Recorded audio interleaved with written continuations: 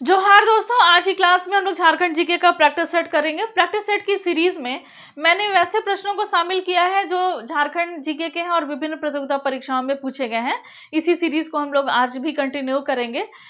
लेकिन क्लास को शुरू करने के पहले आप सभी को बहुत बहुत धन्यवाद उन सभी पंचायत सचिव अभ्यर्थियों की तरफ से जिनकी मदद आप फंडिंग करके कर रहे हैं या फिर करने की आप सोच रहे हैं। अब देखिए, हम लोग आज प्रश्न जो लेंगे वो होगा प्राथमिक शिक्षक नियुक्ति परीक्षा। ये परीक्षा 2008 में आयोजित की गई थी।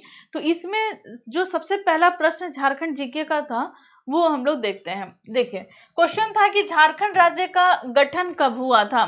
तो झारखंड राज्य का गठन हुआ था, ये हुआ था 15 नवंबर 2000 ईस्वी को। प्रीवियस ईयर के क्वेश्चन बैंक करना क्यों जरूरी है? इसलिए क्योंकि इससे आपको बहुत सारी चीजों की जानकारी मिलती है, आपकी तैयारी में मदद होती है। कैसे मदद मिलती है? तो इससे आपको ये पता चलता है कि क्वेश्चन कैसे रिपीट हो रहे हैं। जैसे कि ये प्रश्न आपने देखा होगा, जो मैं आपको सीरीज करा रही हूँ। ये प्रश्न रिपीटेड है। क्वेश्चन पूछे जाने का लेवल आपको पता चलेगा कि किस परीक्षा में किस लेवल में कैसे क्वेश्चन पूछे गए हैं, किस टॉपिक से कैसे क्वेश्चन पूछे जाते हैं। जैसे कि झारखंड का भूगोल हो गया, खनिज संपदा हो गया, उद्योग हो गया, या फिर झारखंड का इतिहास हो गया, या झारखंड का स्वतंत्रता आंदोलन हो गया, या फिर झारखंड राज्य निर्माण आंदोलन हो गया। तो इससे कैसे क्वेश्चन निकल कर आ रहे हैं इसकी भी आपको जानकारी हो जाएगी इसी प्रैक्टिस सेट के माध्यम से। एक चीज और आपको जो बारीकी है, बहुत बार ऐसा होता है ना, जैसे लटकती घाटी के बारे में आपको मैंने बताया, उसका एग्जाम्पल जो था वो रजरप्पा का जलप्रपात था और ये हम लोगों ने कभी नहीं पढ़ रखा था और किताबों में भी नहीं था।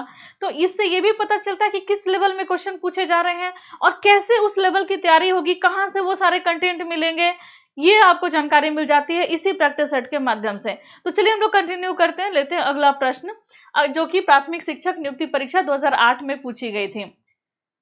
देखिए, आपको तो डिटेल पता ही है कि 15 नवंबर 2000 को झारखंड राज्य जो है वो बिहार से अलग करके ये राज्य बनाया गया था। और 15 नवंबर का दिन इसलिए निर्धारित किया गया था क्योंकि उस दिन बिरसा मुंडा का जन्म दिवस था। और बहुत लंबा इसका एक आंदोलन रहा। झारखंड के राज्य 1912 से शुरू हुआ और 2000 ईस्वी तक चला। और इस बीच में बहुत सारे ऐसे संस्थान, ऐसे संगठन बने जिनकी अपनी अपनी भूमिका थी। उसी में झारखंड पार्टी है, छोटानागपुर उन्नति समाज है, और भी ऐसे मतलब सैकड़ों ऐसे संस्थान बने। उन संस्थानों का स्थापना कब हुआ, उन संस्थानों के हेड कौन थे, कर उनका नेतृत्व कौन कर रहा था, या उनके संस्थापक कौन थे, यहां से भी क्वेश्चन पूछा जाएगा मित्रों।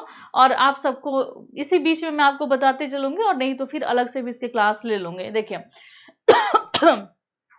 झारखंड भारत का कौन सा राज्य है?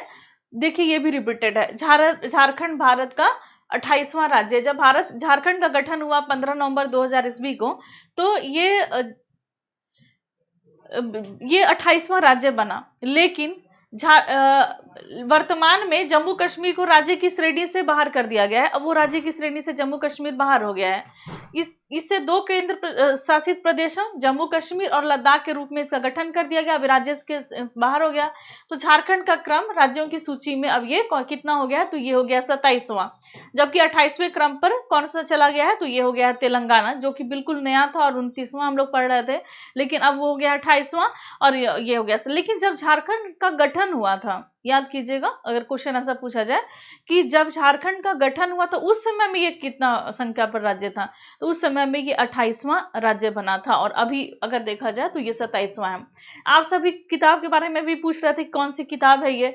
तो ये है प्रयोजन पब्लिकेशन की ऑब्जेक्टिव की जो किताब है, पीली कवर वाली, उसी से मैं निकाल करके बता रही हूँ। खूबी यही है कि यहाँ पर व्याख्या भी दिया हुआ है साथ साथ, तो आपको दिक्कत नहीं होगी। देखिए, तिलैया डैम किस नदी पर स्थित है? ये तो जो तिलैया डैम है वो बराकर नदी पर है। तिलैया डैम से कई बार क्वेश्चन आपने पहले भी देख रखा है। तो ये किस नदी पर बना हुआ है तिलैया डैम? तो ये बना है बराकर नदी पर। थोड़ा सा हम लोग इसको डिटेल में जाने। ये झारखंड के कोडरमा जिला में स्थित है। और दामोदर घाटी बहुउद्देशीय परियोजना के तहत कुल 8 बड़े बांध बनाए गए हैं, जिसमें तिलैया बांध इसमें से एक है और ये सबसे पहले निर्मित बांध है। तो डीवीसी के अंतर्गत जो सबसे पहला बांध बनाया गया वो कौन सा बना था? तो ये यही था, तिलैया बांध। तो सबसे पुराना भी हो गया और बराकर नदी पर बना हुआ ये बांध है दामोदर घाटी परियोजना के अंतर्गत। अगला प्रश्न है कि कोयलकारू जल विद्युत परियोजना किस राज्य में है? तो आपसे राज्य पूछा जा रहा है। तो ये कोयल-कारो जल विद्युत परियोजना है, ये झारखंड में है। कहां पर है? तो झारखंड में। थोड़ा सा हम लोग इसको डिटेल में देखें। कोयल-कारो परियोजना झारखंड में रांची के निकट सिंहभूम जिले में दो नदियां दक्षिण कोयल और उत्तरी कोयल नदी पर शुरू की गई थी, किंतु स्थानीय, यहाँ थोड़ा सा मुझे कंफ्यूजन है लेकिन मैं आपको क्लियर कर दूंगी आगे। दक्षिण कोयल और उत्तरी कोयल नहीं है, मैंने कोयल पढ़ लिया था इसलिए मुझे कंफ्यूजन था। यहाँ पर कारो नदी लिखा हुआ है, मुझे पढ़ने में मिस्टेक हो गया था, क्योंकि दक्षिण कोयल उत्तरी कोयल एक जगह हो ही नहीं सकती। उत्तरी कोयल नदी जो है वो उत्तर की ओर प्रवाहित होती है झारखंड से, जिसका इससे कोई मतलब नहीं है दक्षिण कोयल से। और दक्षिण कोयल नदी दक्षिण की ओर प्रवाहित होने वाली नदी है। अब मैं आपको दिखा देती हूँ यहाँ पर एक मैप के माध्यम से, जिससे कि आपको ये जो क्लियर हो जाएगा। यहाँ स्पेस ही नहीं रहता है, देखिए जैसे मान लीजिए कि ये मैंने झारखंड का मैप बनाया। अगर उत्तरी कोयल नदी है तो यहाँ से निकल रही है, अपने उत्तर की ओर प्रवाहित हो रही है। दक्षिणी कोयल नदी यहाँ से निकल रही है और अपने दक्षिण की ओर प्रवाहित हो रही है। और दक्षिण कोयल की नदी की ही जो सहायक नदी है वो है कारो नदी। तो दक्षिण कोयल की सहायक नदी कौन सी है? तो ये है कारो नदी, जो दक्षिण कोयल की सहायक नदी है। तो किंतु स्थानीय लोगों के द्वारा व्यापक विरोध के कारण ये कोयल-कारो परियोजना जो है ये अभी अधर में लटकी हुई है। सिंहभूम के क्षेत्र में ये परियोजना जो है वो चल रही है। अगली ये देखिए, परियोजना से बहुत क्वेश्चन पूछा गया है शिक्षक वाले में। शिक्षक वाले एग्जाम में पूछा जा रहा है ना, ये 2008 में एग्जाम लिए गए थे। तो सिकनी कोयल परियोजना झारखंड के किस जगह में स्थित है? तो सिकनी जो है वो झारखंड के लातेहार में स्थित है। कहां पर? तो लातेहार में स्थित है। देखिए यहाँ पब्लिकेशन का नाम भी है, प्रयोजन पब्लिकेशन की किताब है ये। देखिए अगला जो प्रश्न है वो है कि झारखंड विधानसभा में सदस्यों की कुल संख्या कितनी है? तो यहाँ सदस्यों की संख्या लिखा हुआ है 28। ठीक है, माफ कीजिएगा 28 कह रहे हैं। झारखंड विधानसभा में सदस्यों की कुल संख्या 81 है, क्योंकि हाल ही में जो एंग्लो इंडियन समुदाय का जो विधानसभा में प्रतिनिधित्व है उसको समाप्त कर दिया गया है। 81 सदस्यों में से जो 28 सीटें जो हैं वो अनुसूचित जनजातियों के लिए आरक्षित हैं। अनुसूचित जनजाति के लिए कितनी सीटें हैं इस 81 में से? तो वो हो जाती हैं 28। 28 सीटें अनुसूचित जनजाति के लिए, याद रखिएगा। ट्राइब्स जो शेड्यूल्ड ट्राइब हैं उनके लिए कितना सीट है? तो 28।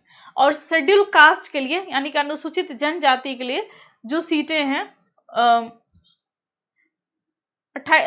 अनुसूचित जाति के लिए, शेड्यूल कास्ट के लिए जो सीटें हैं वो है 9 सीटें हैं अनुसूचित जाति के लिए। इनके लोगों के लिए आरक्षित रखी गई है। और 44 सीटें जो हैं वो जनरल के लिए हैं। तो जनरल के लिए हो गई 44, एससी के लिए हो गया 9 और एसटी के लिए हो गया 28। तो याद रखेंगे आप इसको, कुल मिलाकर के हो गए ये 81। तो इतनी सीटें हैं विधानसभा में और एंग्लो इंडियन का समाप्त कर दिया गया। लेकिन फिर भी चूंकि जब समाप्त हुआ उसके पहले एंग्लो इंडियन जो थे वो उनको बना दिया गया था।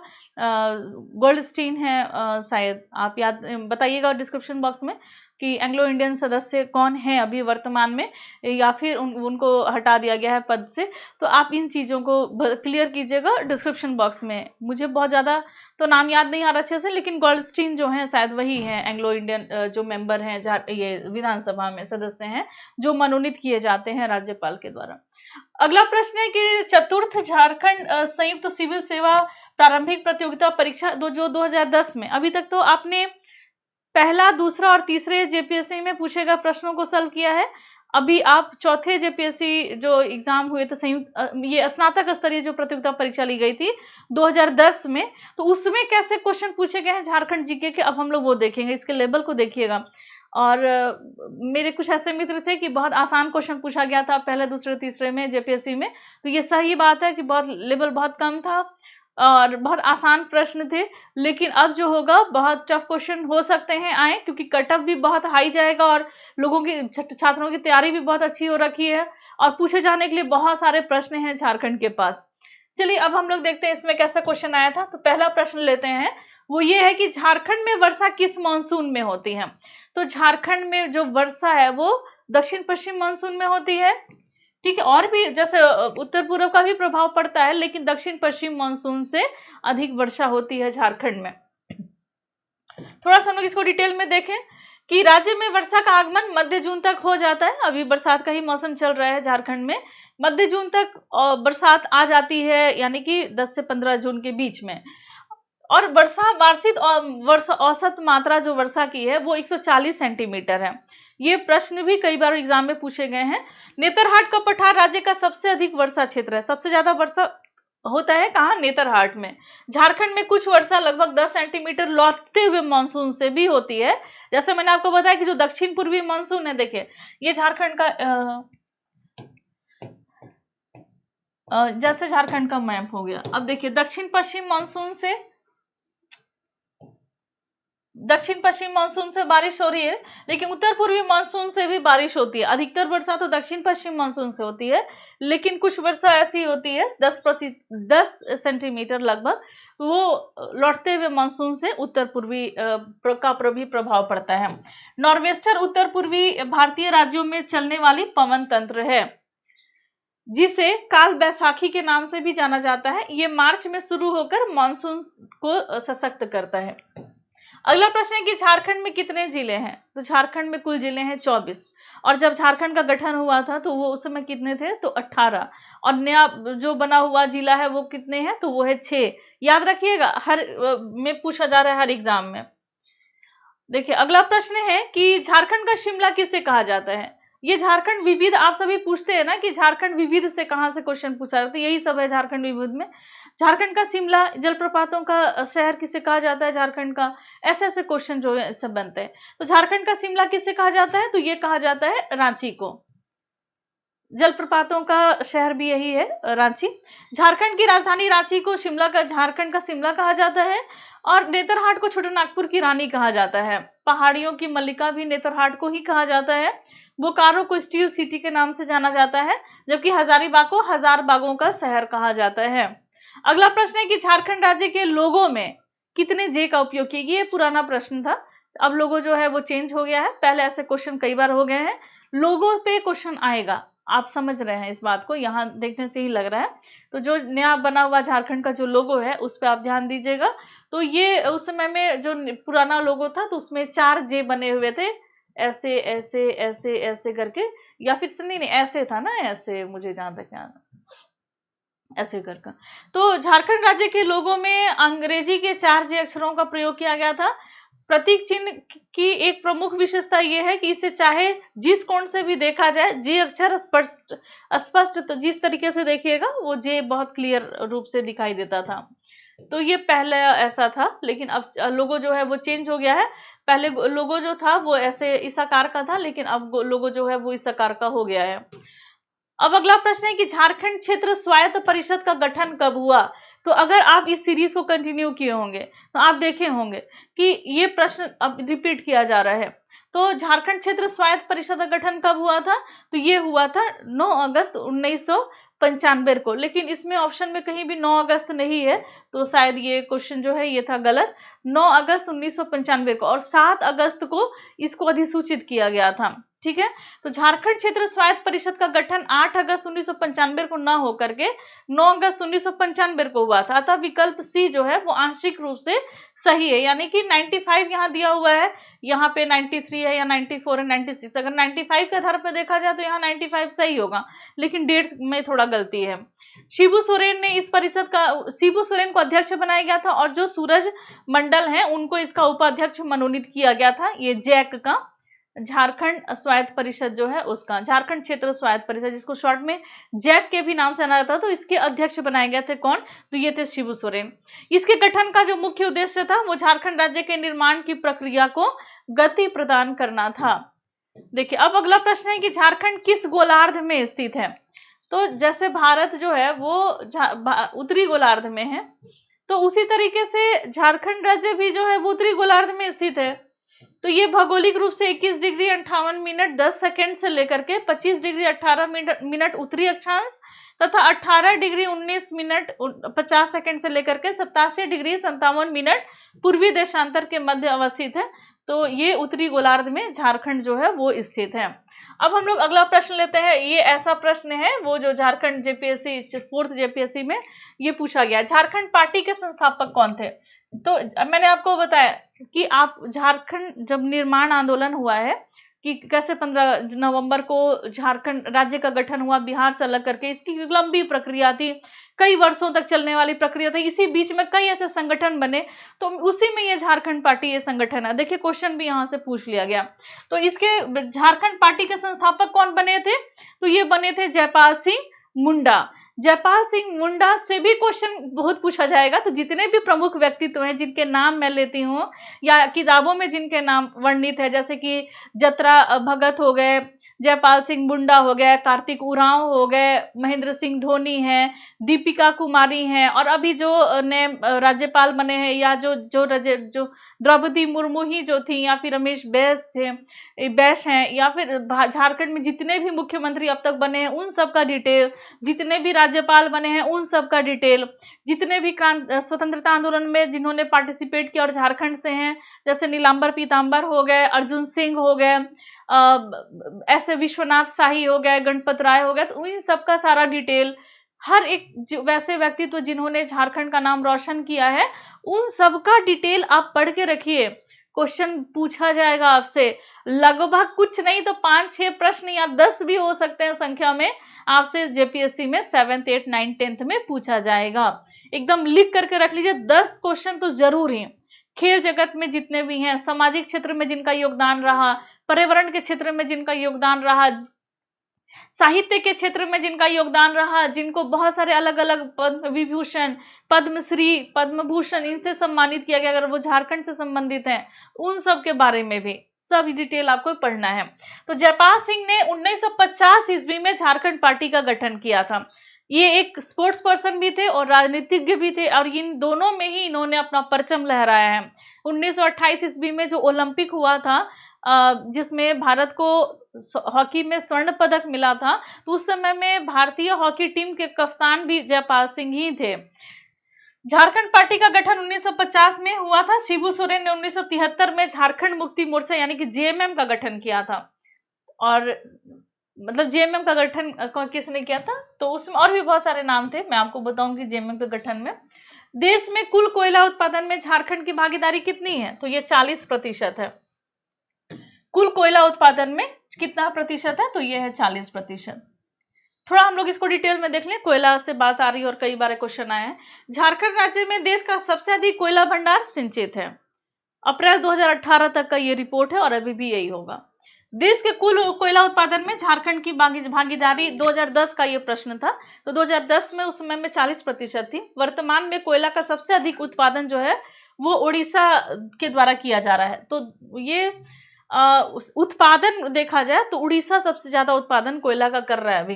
कोयला उत्पादन में छत्तीसगढ़ दूसरे स्थान पे और झारखंड की तीसरे स्थान पे। अगर उत्पादन में देखा जाए तो तीसरे स्थान पे, और सर्वाधिक संचित भंडार वो हो गया झारखंड।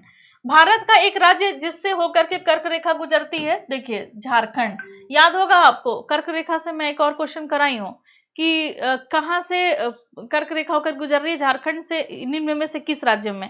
तो यहाँ आप ऑप्शन के आधार पे देखिएगा। ऑप्शन दिया जम्मू कश्मीर, हिमाचल प्रदेश, झारखंड और उत्तराखंड।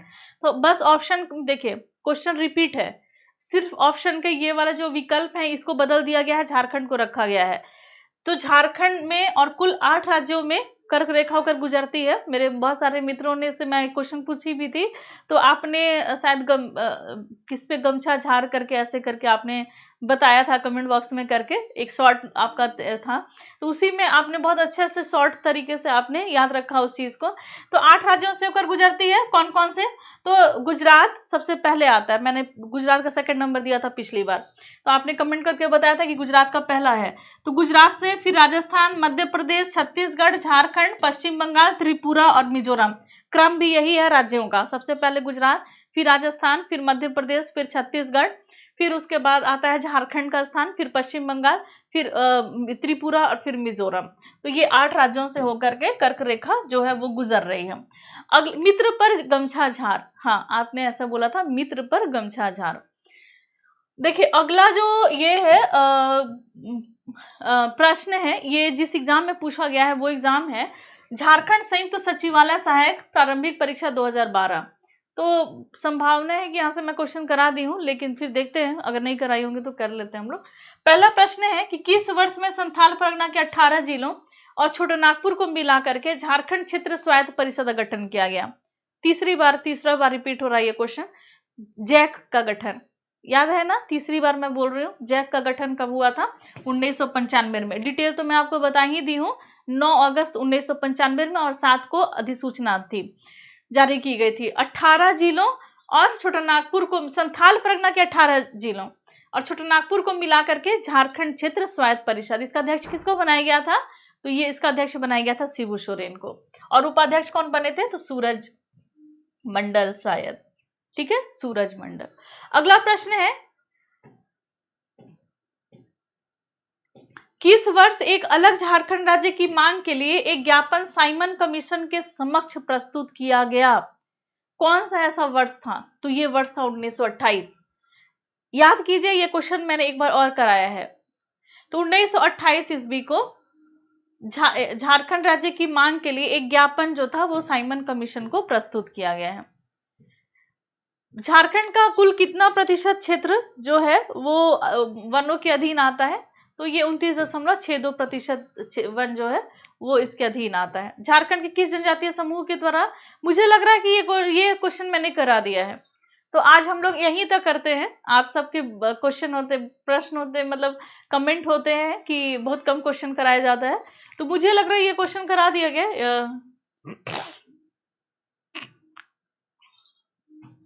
ये मैं करा दी हूँ, 1 मिनट मैं चेक कर लेती हूँ कराई हो कि नहीं कराई हो, नहीं तो फिर इसको कंटिन्यू करूंगी। नहीं, ये मैंने,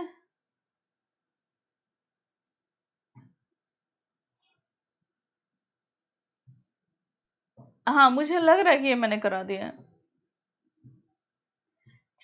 छोड़िए इसको, मैंने पता नहीं, हाँ नहीं मैंने ये नहीं कराया है, लेकिन बार बार देखिए लग रहा है मुझे कि ये क्वेश्चन रिपीटेड है। हाँ, इसमें सारे क्वेश्चन अधिकतर जो हैं, चलिए करा भी दी होंगे, अगर आपने नहीं देखा होगा तो कर लीजिए। माफी चाहूंगी, रुकावट के लिए माफी चाहूंगी कि मुझे सोचने में इतना समय लगा। ऐसे में क्या होता है, हो सकता है आप डिस्टर्ब हो जाते होंगे। मैं नहीं चाहती कि किसी भी तरीके से पढ़ाई के बीच में कोई भी डिस्टर्बेंस हो। मेरे मित्रों, एग्जाम की तैयारी आप कीजिए, क्योंकि हो संभावना है कि एग्जाम जो है वो अगस्त मंथ में किसी भी समय में लिए जा सकते हैं। एक प्रैक्टिस सेट की सीरीज मैंने स्टार्ट किया है जो टेस्ट की है, तो आप इस कोशिश कीजिएगा इस टेस्ट में पार्टिसिपेट करने का, ताकि लगातार प्रैक्टिस करते रहा जाए और झारखंड जीके का कम से कम आपका स्ट्रांग हो जाए। चलिए अगला प्रश्न लेते हैं। झारखंड में वन का जो प्रतिशत है अभी वर्तमान संदर्भ में देखा जाए तो 29.62% वन है। सबसे अधिक अगर क्षेत्रफल के आधार पे वन देखा जाए तो वो है पश्चिमी सिंहभूम में। अगर प्रतिशत के आधार पे सबसे अधिक वन देखा जाए तो वो है लातेहार में। सबसे कम क्षेत्रफल के आधार पे वन है जो है वो है जामताड़ा में, और सबसे कम प्रतिशत के आधार पे जो वन है वो भी जामताड़ा में ही है। अगला प्रश्न है कि झारखंड के किस जनजातीय समूह के द्वारा लिखने के लिए ओल चिकी लिपि का प्रयोग हुआ? तो कौन सा ऐसा जनजातीय समूह था? देखिए घुमा के क्वेश्चन पूछा गया, इसीलिए मुझे ऐसा लग रहा है क्वेश्चन रिपीटेड है। क्वेश्चन रिपीटेड नहीं है, ये क्वेश्चन घुमा के पूछ दिया गया है। झारखंड के किस जनजातीय समूह के द्वारा? तो ये संथाल जनजाति के द्वारा ओल चिकी लिपि का प्रयोग किया जाता है। और ये क्वेश्चन पूछा गया था कि किसने ओल चिकी लिपि का आविष्कार किया? तो ये है रघुनाथ मुर्मू ने। और किस जनजाति की है ये लिपि? तो यह संथाल जनजाति की। भाषा इनकी कौन सी है? तो यह संथाली। अब जेपीएससी में आप लोग को भाषा भी लेना है तो संथाली ले सकते हैं आप, और नंबर भी अच्छा खासा आ सकता है आपका इसमें। सन 1855 में किन दो भाइयों के नेतृत्व में विद्रोह फूट पड़ा था? संथाल में 1855 में किन दो भाइयों के नेतृत्व में संथाल में विद्रोह फूट पड़ा था? संथाल परगना के क्षेत्र में। तो ये कौन दो भाई थे? तो यही थे सिद्धू कान्हू भाई। चांद भैरव का भी योगदान है इसमें, सिद्धू कान्हू और चांद भैरव। क्योंकि ऑप्शन के आधार पे आपको आंसर करना था तो ऑप्शन में चांद भैरव कहीं नहीं था, तो सिद्धू कान्हू का नाम था, तो ये आपका आंसर सही हो जाएगा। थोड़ा हम लोग इसको डिटेल में देखें। 1955 में ये विद्रोह हुआ था। अंग्रेजों के उनका जो दमन चक्र जो चलाया जा रहा था, या जो उनका जो अपना कार्य करने का जो तरीका था, या उनका जो झारखंड के जनजातियों में हस्तक्षेप करने का जो तरीका था, इसके खिलाफ ये विद्रोह हुआ था, संथाल विद्रोह, सिद्धू कान्हू के नेतृत्व में। इसको हूल आंदोलन के भी नाम से जाना जाता है। कौन से आंदोलन के नाम से? तो हूल आंदोलन के नाम से भी जाना जाता है। इसमें क्या है कि सहायक महाजन और साहूकारों के द्वारा जो स्थानीय जनजाति थे उनका शोषण हो रहा था। संथाल परगना के नायक थे सिद्धू कान्हू, चांद भैरव, तथा इनकी बहनें भी थी। कौन सी? झानो और फूलो। इनकी बहुत महत्वपूर्ण भूमिका थी इसमें। सिद्धू और कानू को बढ़ैत यानी जो साहिबगंज में है यहाँ पर फांसी पे लटकाया गया था, जबकि चांद और भैरव को महेशपुर के युद्ध में अंग्रेजों की गोली का शिकार होना पड़ा। महेशपुर में एक युद्ध हुआ जिसमें अंग्रेजों के गोली से चांद भैरव मारे गए, लेकिन जो सिद्धू कानू थे उनको साहिबगंज में फांसी पे लटका दिया गया था। तो यही ये जो नेतृत्व करता थे उनको उनके साथ ये हश्र हुआ था। निम्नलिखित में से कौन सा एक झारखंड की उपराजधानी है? तो झारखंड की उपराजधानी कौन सी है? तो ये है दुमका। और झारखंड की राजधानी कौन सी है? तो ये है रांची। अगला प्रश्न, ये इसी को थोड़ा हम लोग डिटेल में देखें। झारखंड के वर्तमान जो मुख्यमंत्री हेमंत सोरेन हैं, जो 29 दिसंबर 2019 से लेकर के अब तक हैं ये मुख्यमंत्री, उन्होंने जनवरी 2020 में झारखंड में 3 नई उपराजधानियों का प्रस्ताव पर मुहर लगा दिया गया है। ये कौन कौन से नई उपराजधानी बन सकती है? तो ये है मेदिनीनगर, गिरिडीह और चाईबासा। इस प्रकार झारखंड एक राजधानी और 4 उपराजधानी वाला झारखंड देश का पहला राज्य हो जाएगा। मतलब 4 उपराजधानियां झारखंड में हो जाएंगी और एक राजधानी रांची। तो ये ऐसा करने वाला भारत का एक ऐसा पहला राज्य होगा। अगला प्रश्न है कि निम्नलिखित में से कौन सा जिला अधिकांशतः वन क्षेत्र से आवृत है? तो ये थोड़ा उस समय का प्रश्न था 2012 में, लेकिन अब इसके आंकड़े बदल गए हैं। तो उस समय में चतरा था जहां पर अधिकांश वन क्षेत्र थे, लेकिन अभी कौन सा है? तो ये पश्चिमी सिंहभूम में है। अधिकांश वन 46.60% यहाँ पर इसके अंतर्गत आता है और जामताड़ा में सबसे कम वन है। ठीक है, अगला प्रश्न लेते हैं, वो है संथाल जनजाति के क्षेत्र में कितने जमींदारों और ब्रिटिश सरकार के विरुद्ध प्रथम विद्रोह का नेतृत्व किया था? तो संथाल जनजाति क्षेत्र में जमींदारों और ब्रिटिश सरकार के विरुद्ध पहला विद्रोह का नेतृत्व, यहाँ पहला पूछा जा रहा है, पहला विद्रोह का नेतृत्व तिलका मांझी ने किया था। ये क्वेश्चन भी घुमाया गया है ना, क्योंकि क्वेश्चन पूछा गया था। ये इनको आदि विद्रोही के नाम से भी जाना जाता है, तिलका मांझी को, और पहली बार इन्होंने हथियार उठाया था अंग्रेजों के खिलाफ झारखंड में। तो संथाल जनजातीय क्षेत्र में जमींदारों और ब्रिटिश सरकार के विरुद्ध पहला सशक्त विद्रोह का नेतृत्व तिलका मांझी ने किया था। तिलका विद्रोह कब हुआ था? तो 1783 से 85 में इनको भी फांसी पर लटका दिया गया था भागलपुर में और बरगद के पेड़ पे।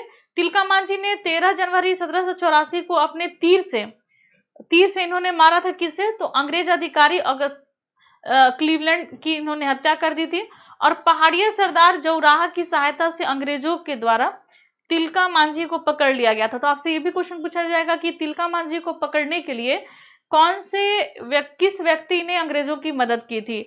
तो ये थे पहाड़िया सरदार जिसका नाम था जौराहा।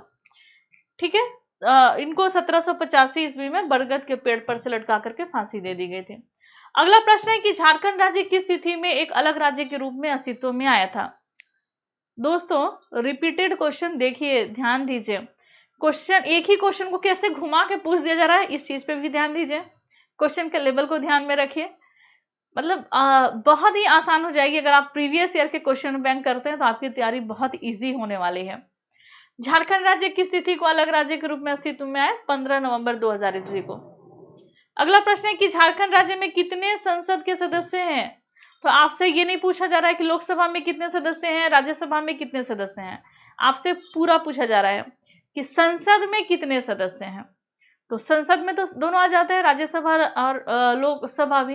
तो संसद में सदस्य हैं झारखंड से, वो है 20। बटा कैसे हुआ है? तो देखिए 20 संसद सदस्य हैं जिसमें कि 6 सदस्य राज्यसभा के लिए हैं जो उच्च सदन जिसको कहते हैं, और 14 सदस्य ऐसे हैं जो लोकसभा के लिए हैं जिसको निम्न सदन के नाम से जाना जाता है। अगला प्रश्न है कि झारखंड का बाएं हाथ का प्रमुख बल्लेबाज जिसने मलेशिया में अंडर 19 क्रिकेट वर्ल्ड कप 2008 जीता था। मैंने आपसे पूछा था कि किसने जीता था ये, तो ये अब वो रॉयल चैलेंजर बेंगलुरु के लिए जो खेल रहे हैं, तो ये कौन है? तो ये है सौरभ तिवारी। इसका आंसर हो जाएगा वो, इसमें से झारखंड के बल्लेबाज हैं सौरभ तिवारी, और जो अब बेंगलुरु के लिए खेलते हैं आईपीएल में। देखिए सौरभ तिवारी जमशेदपुर झारखंड के प्रमुख क्रिकेट खिलाड़ी हैं ये बाएं हाथ के बल्लेबाज हैं और 2008 में मलेशिया में अंडर 19 क्रिकेट वर्ल्ड कप में इन्होंने भारतीय टीम के सदस्य भी रहे हैं और साथ ही ये आईपीएल में अलग अलग फ्रेंचाइजी का हिस्सा रहे हैं। हमेशा बदलते रहता, अभी बेंगलुरु के साथ होंगे। या फिर आप मुझे बताइए, क्रिकेट में मुझे बहुत ज्यादा इंटरेस्ट है नहीं, तो आप मुझे बताइएगा कि सौरभ तिवारी जो हैं वो अभी किस टीम के साथ खेल रहे हैं। ठीक है, झारखंड के किस जिले में बाघों के लिए संरक्षित वन स्थित है?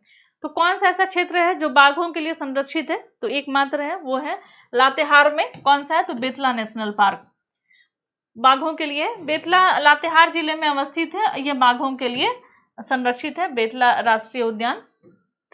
अगला प्रश्न है कि झारखंड के किस जिले को भारत की अभ्रक राजधानी के रूप में जाना जाता है? ये भी कई बार मैंने आपको बोला अभ्रक से क्वेश्चन आएगा। तो अभ्रक कहाँ मिलता है? तो ये कोडरमा में, गिरिडीह में, थोड़ा बहुत हजारीबाग में भी। तो क्वेश्चन देखिए यहाँ से आ रहा है, झारखंड के कोडरमा जिले को भारत की अभ्रक राजधानी के नाम से जाना जाता है। और कोडरमा के अतिरिक्त झारखंड के गिरिडीह और हजारीबाग जिले भी अभ्रक के पर्याप्त भंडार पाए जाते हैं। झारखंड में गांव की कुल संख्या कितनी है? तो देखिए 2011 की जनगणना के आधार पे ही आपसे पूछा जाएगा। नया डेटा मुझे नहीं लगता है कि नया डेटा वैसे, या फिर देख लीजिए आप। तो यहाँ पे 3220 दे रहा है, अलग अलग जगह पे अलग अलग मेंशन किया हुआ है। चलिए हम लोग इसको देखते हैं। झारखंड में गाँव की कुल संख्या 3000 कह रहा 32,620 है। 32,000, माफ कीजिएगा, याद रखिएगा 32,620। तो 32,620 है, जबकि राज्य में वर्तमान में 264 प्रखंड है। देखिए प्रखंडों की संख्या मैंने इसके पहले भी पूछा था, अलग अलग किताबों में अलग अलग। मेरे एक मित्र हैं वो 267 बता रहे थे और उनके आंकड़े भी उन्होंने मतलब कमेंट करके मुझे बताया था कि 264 नहीं है, 267 है। ये किताब जो है वो कहता है कि 264 है। 264 प्रखंड है झारखंड में। कई बार क्वेश्चन प्रखंडों से ही पूछा गया है। और 45 अनुमंडल है और 24 जिले हैं झारखंड में। इसके अतिरिक्त 9 नगर निगम है झारखंड में, 21 नगर पंचायत है और 20 नगर परिषद है और एक अधिसूचित क्षेत्र समिति है इस किताब के आधार पे। अब हम लोग अगला प्रश्न जो है वो हम लोग कल देखेंगे। इसके बाद वाला ये एग्जाम होगा द्वितीय एवं तृतीय चतुर्थ सीमित प्रशासनिक परीक्षा 2012, जेपीएससी के द्वारा ही आयोजित किया गया होगा इसको। तो आज हम लोग इतना ही प्रश्न करते हैं, मिलते हैं हम लोग नेक्स्ट क्लास में, लेते हैं आपसे धन्यवाद। और एक बार और सभी पंचायत सचिव अभ्यर्थियों की तरफ से आप सभी को फंडिंग करने के लिए, या फिर आप फंडिंग करने के लिए अगर सोच भी रहे हैं, तो आप सबको बहुत बहुत बहुत धन्यवाद। आप सोच भी नहीं सकते हैं कि आप कितना मजबूती के साथ आप मदद कर रहे हैं सभी अभ्यर्थियों की, ताकि वो सुप्रीम कोर्ट में अपनी लड़ाई मजबूती से लड़ सकें और अपना 100% दे सकें। तो आप सभी को धन्यवाद एक बार फिर से, सभी समस्त पंचायत सचिव अभ्यर्थियों की तरफ से और स्टडी विद स्मृति चैनल की तरफ से। तो आज बस इतना ही, मिलते हैं हम लोग नेक्स्ट क्लास में, लेते हैं आपसे विदा। धन्यवाद।